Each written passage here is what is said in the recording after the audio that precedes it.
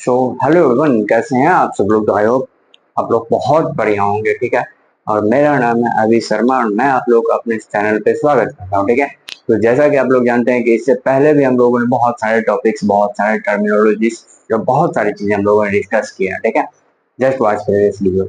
But आज जो है हम लोग एक नए टॉपिक की तरफ चल रहे हैं। ठीक है, क्योंकि मैं यहाँ पे आप लोगों को इलेक्ट्रोस्टैटिक्स पढ़ा रहा हूँ। इलेक्ट्रोस्टैटिक्स में सबसे पहले हमने पढ़ा था चार्ज के बारे में, एंड चार्ज के बाद हमने उसके नेचर के बारे में पढ़ा था, उसका जो प्रॉपर्टीज होती है उसके बारे में पढ़ा था। उसके बाद क्वांटाइजेशन ऑफ चार्ज पे हमने क्वेश्चन भी किया था। ठीक है, लिटरली बताओ। एंड उसके बाद फिर आज जो है हम लोग एक नए टॉपिक की तरफ जाने वाले हैं जिसका नाम है कूलम्ब्स लॉ। ठीक है, तो सबसे पहले जो हम लोग आज की डेट डाल देते हैं।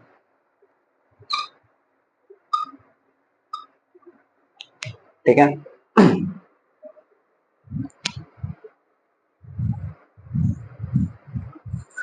तो चलिए अब जो है हम लोग अपना शुरू करते हैं।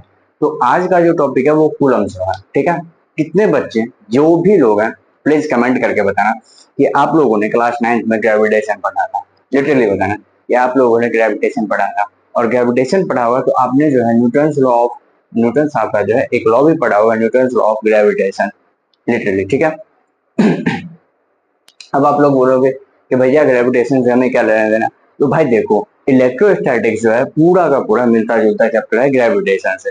ठीक है, बट एक ही फर्क होता है कि ग्रेविटेशन में क्या है कि ये अगर दो ऑब्जेक्ट है तो वो एक दूसरे को हमेशा अट्रैक्ट ही करेंगे। ठीक है, अगर मैं इस ऑब्जेक्ट को नीचे गिराऊं तो ये हमेशा नीचे ही गिरेंगे। ठीक है, ऊपर की तरफ नहीं जाएंगे। ठीक, बट इलेक्ट्रोस्टैटिक्स में क्या है कि ये एक दूसरे को अट्रैक्ट भी करेंगे और साथ ही साथ रिपेल भी करेंगे।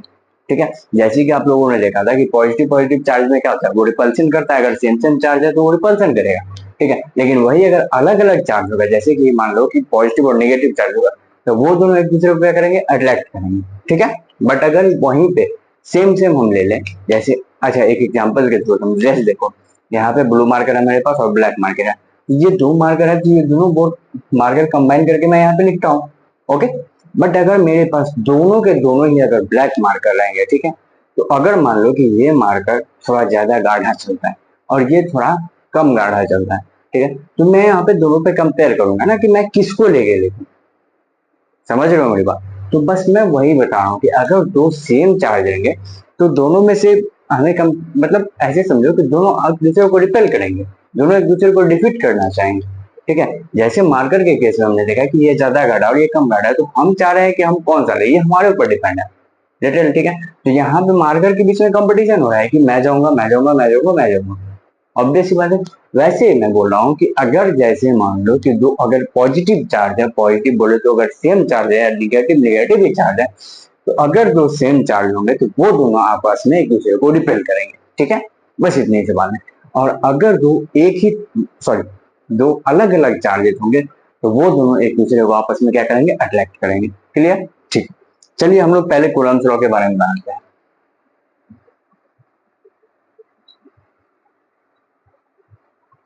देखो, जो लोग भी नए जुड़े हो, मैं पहले बता देता हूँ। ठीक है, अपना टेलीग्राम चैनल है, मैं डिस्क्रिप्शन में लिंक डाल दूंगा, वहां से ज्वाइन कर लेना टेलीग्राम चैनल। वहां पे मैं कोशिश करूंगा कि मैं कुछ नोट्स आप लोगों को प्रोवाइड करूँ, या फिर कुछ क्वेश्चंस मैं आप लोगों को प्रोवाइड करूँ, जिससे आप लोग क्या कर पाओ, क्वेश्चन प्रैक्टिस कर पाओ। ठीक है, कोई दिक्कत नहीं। चलो, अब जो हम लोग शुरू करते हैं कूलम्ब्स लॉ के बारे में। देखो, सबसे पहले जो हम लोग थोड़ा सा ग्रेविटेशन के बारे में जानकारी लेते हैं। ठीक है, ये होता है ग्रेविटेशन। ग्रेविटेशन में हम लोग को पढ़ाया था एग्जैक्टली। अगर 9th में आप लोगों ने अगर बिहार बोर्ड से 9th में किया होगा तो आप लोग जो है चैप्टर नंबर 3 गति तथा गति के नियम, ऐसे करके है चैप्टर, उसमें आप लोगों ने पढ़ा होगा कि जो गति के नियम होते हैं, ठीक है, लॉज ऑफ मोशन होते हैं, उसमें सेकेंड लॉ में हमें ये चीज प्रूफ करवाया जाता है वहां पे। ठीक है, सीबीएसई बोर्ड की मुझे जानकारी नहीं है। ठीक है, तो अब मैं यहाँ पे बात कर रहा हूँ ग्रेविटेशन के बारे में। ग्रेविटेशन में क्या होता है कि यहाँ पे अगर एक चार्ज पॉइंट है, ठीक है, और यहाँ पे एक पॉइंट है, मान लो कि ये पॉइंट ए है और ये पॉइंट बी, ठीक है, तो इन दोनों के बीच में क्या है कि एक फोर्स रहता है। ठीक है, अगर ये दोनों आर डिस्टेंस पर रखे हुए हैं, इन दोनों के बीच में, यहाँ पे एक्चुअली डी ले लेते हैं। ठीक है, और डी लो या आर लो, बात बराबर। ठीक है, दोनों का मैं यूज करता हूँ आर, कोई दिक्कत नहीं है, दोनों अलग है। भाई देखो, डी का मतलब भी डिस्टेंस और आर का मतलब भी रेडियस होता है, तो वो भी लेंथ का यूनिट है। ठीक है, लेंथ ही है। ठीक है, तो उसको भी हम मेजर करते हैं।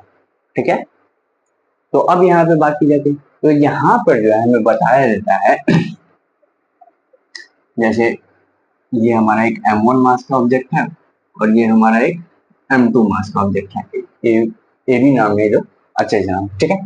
तो यहाँ पे एक फॉर्मूला निकलता है कि ये जो F लगता है इस दोनों के बीच में, F जो होता है वो डायरेक्टली प्रोपोर्शनल टू होता है M1 और M2, ठीक है। दोनों प्रोडक्ट, ये हमारा इक्वेशन 1 हो गया, और F जो होता है ये फोर्स जो होता है वो इनवर्सली प्रोपोर्शनल होता है R स्क्वायर के, ये हमारा हो गया दूसरा इक्वेशन। क्लियर, तो दिक्कत नहीं, ठीक है। तो ये दो इक्वेशन बनते हैं, वहां पे बस थ्योरेटिकली वो लिखा गया, ठीक है।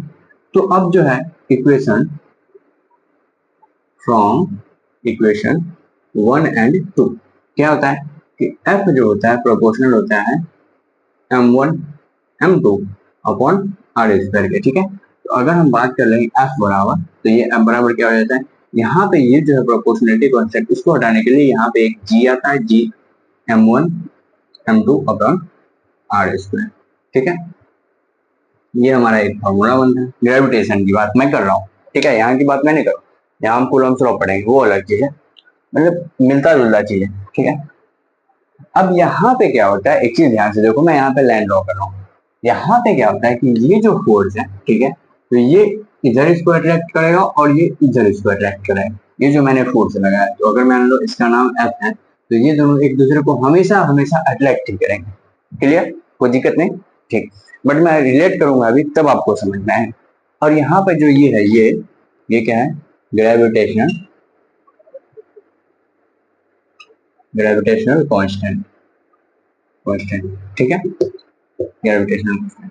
इसकी जो वैल्यू होती है 6.67 into 10 to the power minus शायद 31 के आसपास अप्रॉक्स कुछ होती है, देख लेना। अभी एग्जैक्ट मुझे अभी याद नहीं, ठीक है, क्योंकि याद मैं रखूंगा अभी, कुछ कुछ चीजों की वैल्यू याद रखनी थी, बट अभी इसकी नीड नहीं थी इसे, ठीक। Clear, okay. अब हम बात करते हैं कूलम्ब्स लॉ की। देखो कूलम्ब्स लॉ की जब हम बात करेंगे तो वहां के केस में हम क्या करेंगे, सबसे पहले हम कुछ कुछ चीजें जानते हैं। जैसे मान लो कि हमने यहाँ पे एक चार्ज रखा पॉजिटिव, ठीक है, एक पॉजिटिव चार्ज रखा। देखो जब हम लोग ग्रेविटेशन की बात कर रहे थे तो वहां पे मास का रखे थे, ठीक है, लेकिन यहाँ पे हम कूलम्ब्स लॉ की बात कर रहे हैं, क्योंकि हम चार्ज के बारे में पढ़ रहे हैं, इलेक्ट्रोस्टैटिक्स पढ़ रहे हैं। तो जब हम चार्ज के बारे में पढ़ेंगे तो उसमें हम क्या करेंगे, चार्ज को रखेंगे, ठीक है। तो हमने क्या किया, यहाँ पे एक पॉजिटिव चार्ज रखा, ठीक, और यहाँ पर भी मान लो कि मैंने एक पॉजिटिव भी चार्ज रखा, ठीक है। या नहीं तो ऐसे करो, यहाँ पे एक निगेटिव चार्ज, क्योंकि अभी बस मैं समझा रहा हूँ, फिर इसके बाद मैं इसको और भी अच्छे तरीके से बताऊंगा। क्योंकि देखो अब यहाँ पे क्या था कि M1 M2 दोनों अलग अलग चीज है, इसीलिए मैंने प्लस और माइनस करके लेके गया, ठीक है। आप प्लस प्लस करके भी ले सकते हो, आप माइनस माइनस करके भी प्रूव कर सकते हो, बस एक बार कॉन्सेप्ट को समझो। तो अब यहाँ पे क्या होता है, अगर मान लो कि ये हमारा एक पॉजिटिव चार्ज है और ये निगेटिव चार्ज है, और इस दोनों के बीच का डिस्टेंस जो R है, ठीक है, यहाँ पर भी मैंने R से सॉल्व कर दिया, यहाँ भी R है, क्योंकि दोनों के बीच का डिस्टेंस है, कॉमन चीज। अब आप देखो कि दोनों ही तो सेम ही देखने को मिल रहा है। क्लियर, अब यहाँ पर जो है ये बताओ कि ये एक हमारा पॉजिटिव चार्ज है और ये हमारा एक निगेटिव चार्ज है, ये दोनों क्या करेंगे, आपस में एक दूसरे को अट्रैक्ट करेंगे। तो ये जो है ये इधर फोर्स लगाएंगे कुछ F, और ये भी पॉजिटिव चार्ज है, ये कुछ इधर ही अट्रैक्ट करेंगे आप, ठीक है, F, दोनों ही F ले जाएंगे, ठीक है, मान लो सेम सेम लगाएंगे। अब ये जो F होता है सेम टू सेम इसकी तरह है कि ये जो F होता है, ये F जो होता है वो डायरेक्टली प्रोपोर्शनल होता है। अगर यहाँ पे मान लो चार्ज Q1 है और ये हमारा चार्ज है Q2, ठीक है। अच्छा एक काम करता हूँ, मैं अभी साइन को नहीं लेता हूँ, फिर साइन को अगर लूंगा तो थोड़ी सी दिक्कतें आएंगी, ठीक है। तो ऐसा करो आप लोग Q1 Q2 मान के बनाओ, हाँ ये बेस्ट रहेगा। मैं इसलिए नहीं कर रहा हूँ ये, क्योंकि मैं बता रहा हूँ, सच में बता रहा हूँ क्या दिक्कत है। ये हमारा हो गया Q1 और ये हमारा हो गया चार्ज Q2, ठीक है। तो मान लो कि हमने यहाँ पे अगर एक पॉजिटिव चार्ज है और निगेटिव चार्ज है, तो दोनों में अट्रैक्शन होगा, इसीलिए हमने फोर्स सीधा बना। क्लियर, अब यहाँ पे देखो, क्योंकि ये एक थ्योरी है, कंप्लीट थ्योरी, ठीक है। जब मैं इस थ्योरी पे क्वेश्चन कराऊंगा तब आपको देखने के लिए मिलेगा कि किस डायरेक्शन में फोर्स लगाना है। ठीक है, इसको मैं फिर से बना देता हूँ, कोई दिक्कत नहीं है, देखो ज्यादा कंफ्यूजन होगा। ये हमने मान लिया इसका नाम रख दिया Q1 और इसका नाम हमने रख दिया Q2। ठीक है, और इस दोनों के बीच का जो हमने डिस्टेंस है वो हमने R रख दिया। ठीक है, कोई बात नहीं सर, एकदम क्लियर। ठीक, चलिए अब जो है हम लोग कुछ करते हैं, क्या करेंगे इसमें।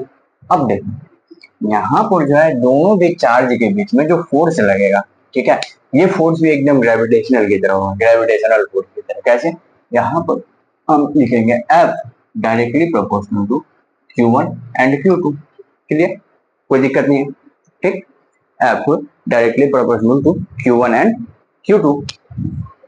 और अब यहाँ पे फिर हम लिखेंगे F inversely proportional to 1/r²। देखो सेम टू सेम आ रही है, इसको अगर हम इक्वेशन 1 मान ले, इसको हम इक्वेशन 2 मान, सेम समझ आ रही है, देखो। चलिए अब यहाँ पे क्या होगा, फ्रॉम इक्वेशन 1 एंड 2 F जो है डायरेक्टली प्रोपोर्शनल टू हो जाएगा Q1 Q2 अपॉन r²। ठीक है, ये हो जाएगा। अब आपके मन में एक सवाल आएगा कि चले यहाँ पर तो हमने जी का यूज किया था, तो यहाँ पे हम क्या यूज करेंगे। तो यहाँ पर भी एक प्रोपोर्शनलिटी कांस्टेंट आता है, इसको हटाने के लिए यहाँ पे आता है K Q1 Q2 upon r²। ठीक है, अब यहाँ पे एक और चीज आते हैं, यहाँ पे टर्मिनोलॉजी में इसका तो वैल्यू फिक्स था। ठीक, यहाँ पर ये जो क्या है इसका भी वैल्यू फिक्स है, बट एग्जैक्टली होता क्या है कि ये जो k है इसको हम ये भी लिख सकते हैं, k इज इक्वल टू होता है 1/4πε0। ठीक है, सब पे डिटेल डिस्कशन मैं करूंगा, अभी मत जल्दबाजी में जाना। ठीक, तो हम इस फॉर्मूला को एक और तरीके से लिख सकते हैं, Q1 Q2 अपॉन 4πε0 r²। ये भी तरीका हो सकता है। अगर इसको थोड़ा सा और अच्छे से लिखना चाहें हम तो ऐसे लिख सकते हैं, देखो ये हम लिख सकते हैं F बराबर, ये K को हमने लिखा 1/4πε0। ठीक है, और फिर यहाँ पे हमने लिखा Q1 Q2 अपॉन, इसके मल्टीप्लाई में चला जाएगा r²। ठीक है, ये दोनों मल्टीप्लाई में, अगर इसको और भी लिखो तो ऐसे लिख सकते हो Q1 Q2 upon 4πε0 r²। Clear, तो आप बोलेंगे हाँ, बस यही है कूलम्स लॉ। अब इसको लैंग्वेज में लिखने के लिए आता है। ठीक है, अगर आप लोग बोर्ड्स की प्रिपरेशन कर रहे हो तो उसमें क्या होता है कि लैंग्वेज में लिखने के लिए आता है, तो भैया कूलम्स लॉ क्या बोलता है, बट मैं तो बोलूंगी कि भैया देखो लैंग्वेज से बेटर अंडरस्टैंडिंग, इसको आप 4 बार लिखो। अब मैं बता रहा हूँ क्यों।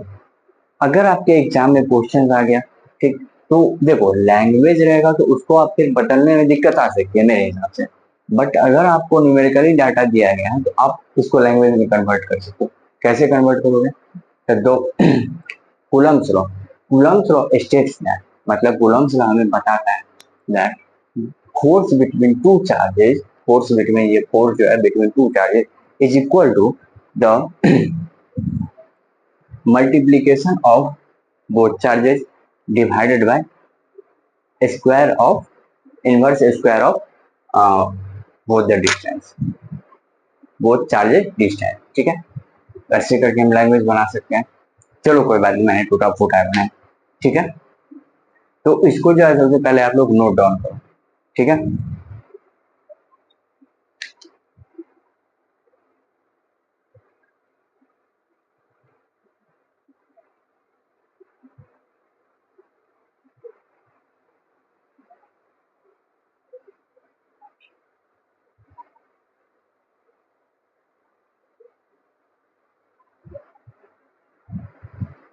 ठीक, चलिए मेरे हिसाब से देखो स्क्रीन पॉज करके लिख लेना, वीडियो ज्यादा लंबी नहीं है।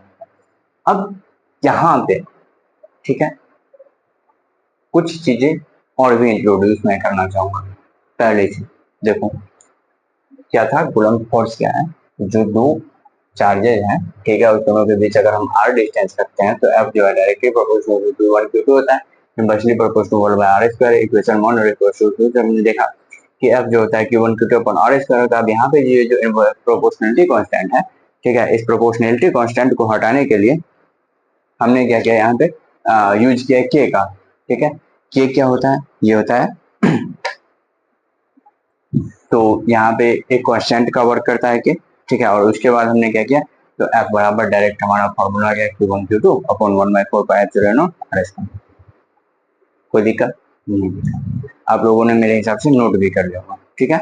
चलो अब जो हम लोग इसको क्लीन करते हैं एंड फिर आगे बढ़ते हैं।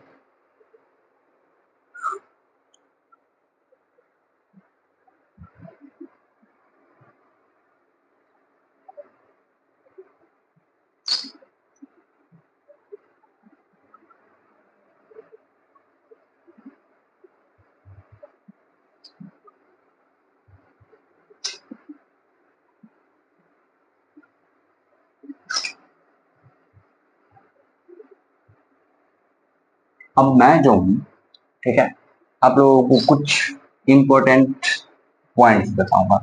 पॉइंट्स मतलब समझो, देखो, अच्छा देखो, कूलम्ब लॉ को जो है मैं लैंग्वेज फॉर्मेट में नहीं लिखा रहा हूँ, ठीक है। अगर जरूरत पड़ेगी तो मैं नेक्स्ट लेक्चर में लिखवा दूंगा, ठीक है।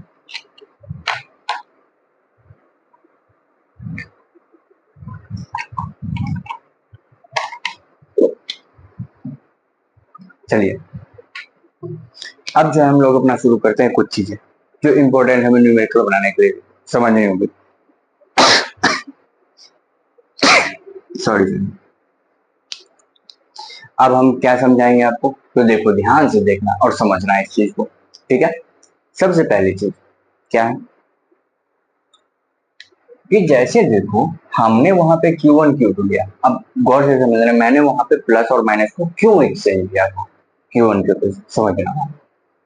जैसे मान लो हमने यहाँ पे लिया एक पॉजिटिव चार्ज है, ठीक, और एक मैंने यहाँ पे रखा निगेटिव चार्ज। क्लियर क्लियर, ठीक। अब मैंने बोला कि देखो भाई, इस दोनों के बीच जो है कुछ इस तरह से हमने डिस्टेंस रखा है कुछ r, ठीक। अब तुम मुझे ये बताओ कि इस दोनों पे ये दोनों एक दूसरे को फोर्स किधर लगाएंगे, सवाल आ सकता है। बहुत इंपॉर्टेंट चीज बता रहा हूँ, फोर न्यूमेरिकल,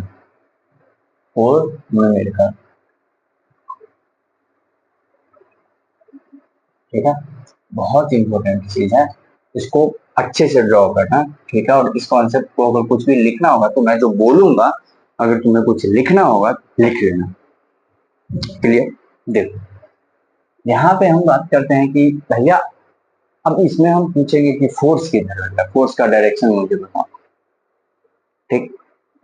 तो आप लोगों में से बहुत सारे लोग कंफ्यूज हो रहे हैं, लिटरली मैं बताऊं, क्योंकि मैं आपको बताऊं कि जिस टाइम पे हम लोगों ने भी एक बार पढ़ा था तो हम लोग को भी बहुत कंफ्यूजन है, क्योंकि हम लोगों के टीचर ने ये चीज नहीं बताया था थोड़ा सा, फिर बाद में हम लोग दोबारा जब पढ़े तो फिर हमें बताया। फर्स्ट टाइम में हम लोग को थोड़ा ज्यादा नॉलेज नहीं दिया एग्जैक्ट, ठीक। तो यहाँ पे एक हमारा पॉजिटिव चार्ज है, यहाँ पे एक हमारा निगेटिव चार्ज है। मैं आपसे पूछूंगा कि हमें ये बताना है सीधी सीधी बात कि इस दोनों के बीच फोर्स किधर लगेगा, फोर्स का डायरेक्शन बताना है। मतलब हमारा जो है ये क्वेश्चन है ऐसे होगा कि right direction of coulomb force, coulomb force, that means ये जो कूलम्ब फोर्स लगेगा उसका डायरेक्शन हमें दिखाना है कि किधर किधर। सबसे पहली बात एक चीज ये है पॉजिटिव, यहाँ पे कुछ यहाँ पे कुछ पॉजिटिव और पॉजिटिव क्या हो जाएगा, रिपल्सन, ठीक। पॉजिटिव और निगेटिव रहेगा क्या हो जाएगा, अट्रैक्शन। निगेटिव और पॉजिटिव रहेगा तब भी क्या होगा, अट्रैक्शन। और निगेटिव और निगेटिव रहेगा तो क्या हो जाएगा, रिपल्सन।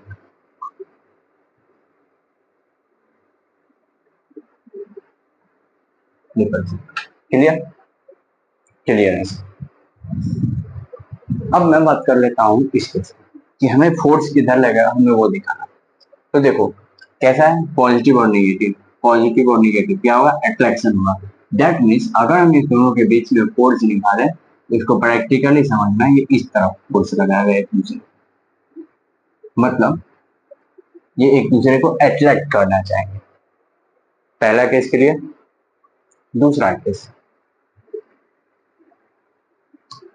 ये मान लो एक पॉजिटिव चार्ज है और यहाँ भी मैंने एक पॉजिटिव चार्ज रख दिया, ठीक है, और इसको मैंने r डिस्टेंस पर रख दिया, ठीक। तो अब हमें ये बताओ कि इस दोनों के बीच में जो है फोर्स किधर लगेगा। तो ऑब्वियस सी बात है, सारे बच्चे मुझे यही जवाब देंगे कि देखिए सर ये होगा प्लस, ये भी प्लस हो गया, मतलब प्लस और प्लस के बीच में क्या होता है, रिपल्सन होता है, इसीलिए ये दोनों एक दूसरे पे इधर फोर्स लगाएंगे, ये होगी फोर्स की डायरेक्शन।